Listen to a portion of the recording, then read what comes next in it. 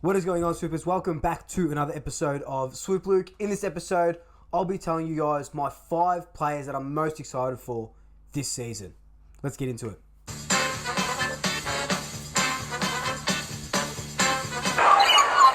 Before we do jump straight into it, of course, follow me on all my social media accounts, TikTok, Twitter, Instagram, and Facebook. They're all Swoop Luke. If you are a new Swooper, welcome. Thank you so much for joining us. Be sure to hit that subscribe button and hit that notification bell.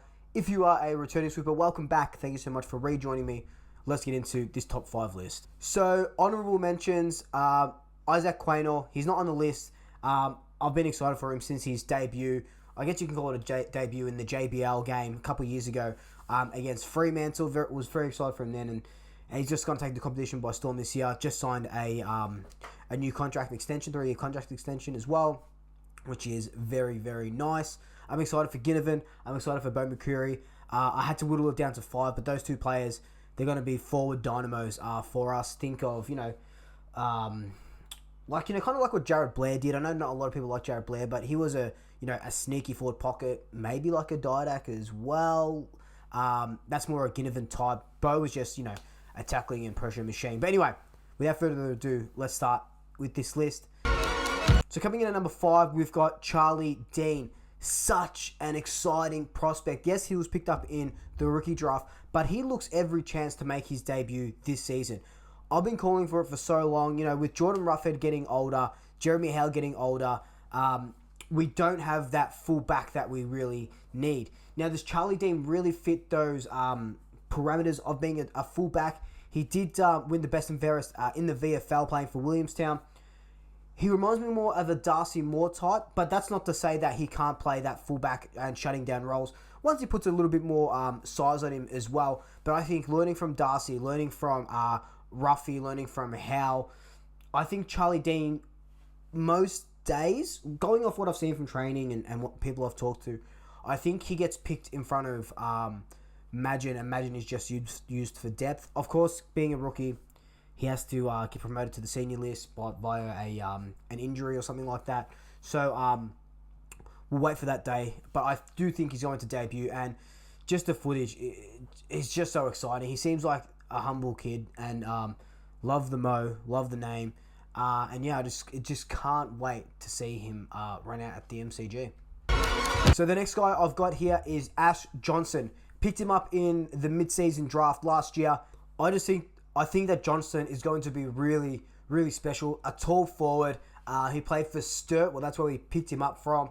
He kicked 13 goals in 6 matches for the Sturt Double Blues.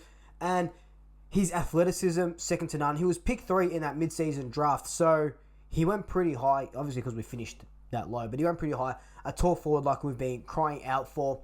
Back when he played for Scotch College in 2018, he kicked 41 goals from 15 games. Incredible. He's 193 centimeters, about 90 kilos.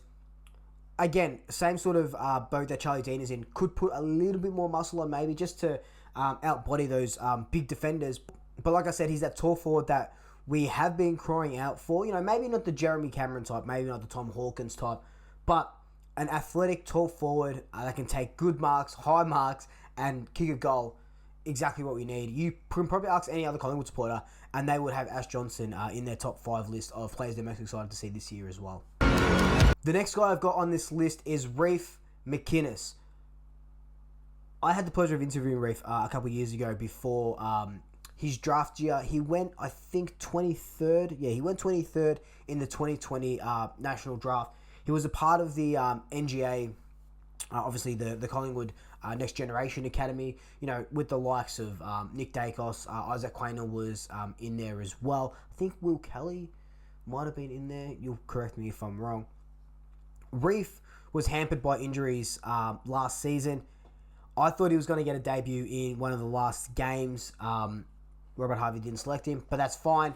He's had another year in the gym.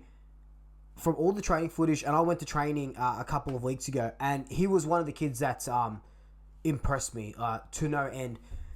He's a midfielder, 194 or something centimeters, so he's a really tall midfielder.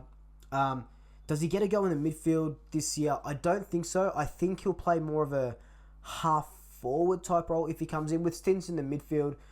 We've got So much depth in that midfield. And yeah, I would love to see Reef go in there, win the ball, kick a goal or whatever it is. I don't think he gets the opportunity this year, but he does get an opportunity to debut, definitely. But like I said, I think he's going to play more in the forward line because Nick Dacos will probably play in that half-back line if they get a game together. But I am super, super excited to see what Reef can bring to the table. So the next guy I've got on here is Arlo Draper. He went pick 45 in the draft last season, but that was a steal according to all these so-called experts on the draft. Cal Toomey said he would probably go in the top 20, so getting him at pick 45, absolute steal.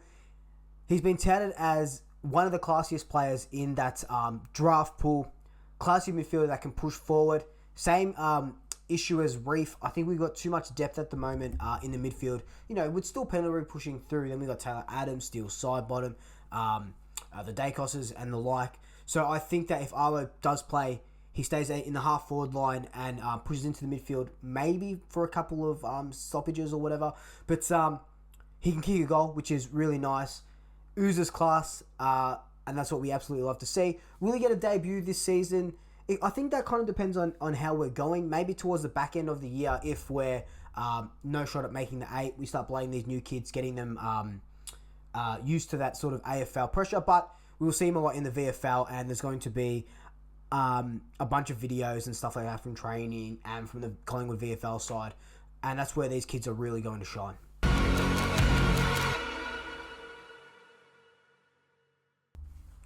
So the last player I'm surprised for, no surprise here, Nicholas Dacos. What's more to say about Nick Dacos that hasn't been said?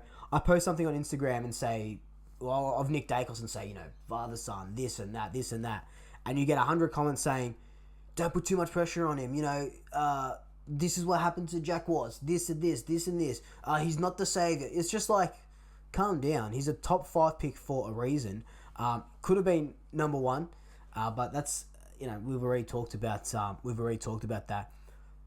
Nick Dacos, he's just an absolute machine, and every Collingwood supporter would be excited to see him. And I reckon on the back of drafting Nick Dacos alone, I reckon he's brought in at least 10 to 12,000. I was going to say subscribers, 10 to 12,000 memberships just from his name alone and what he can do for the Collingwood Football Club. Look, he's not going to come down, win the Brownlow, win Best Player in the Final Series, take us to a Premiership Cup and be captain all in the same year.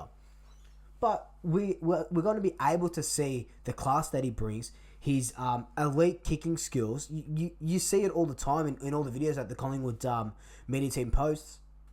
He just looks ready-made for football. Jason Horne-Francis for Kangaroos looks ready-made for football. So does Nick Dacos. And I wouldn't be surprised if he starts round 1 and stays in the team all the way through.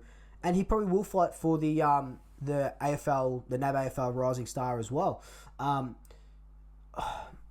There's not much more to say about him. I am just so excited about Dacos and about all these other kids that I mentioned as well. It is going to be a really exciting year, and the future of the Collingwood Football Club looks so goddamn bright. But anyway, Swoopers, let me know who you guys are excited for. Leave your top 5 lists down below. I'll have a read. Love interacting with you guys. But in the meantime, like, comment, subscribe, tell your family, tell your friends, tell your pets, and until next time, double shackers. I'll swoop you all later.